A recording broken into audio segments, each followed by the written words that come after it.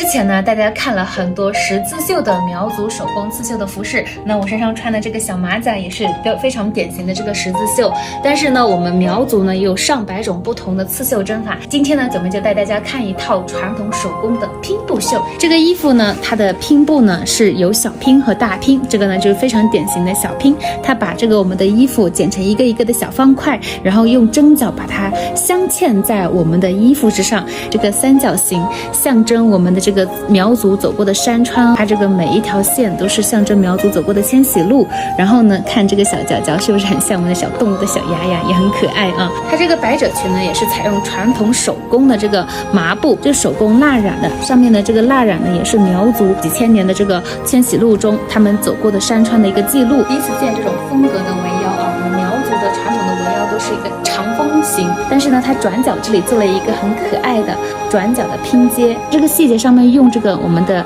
白线的这个针脚来做了这个花纹的这个排布啊，让它也有了一种非常精致华丽的这种排铺感。这种深绿色加上我们的那个珊瑚红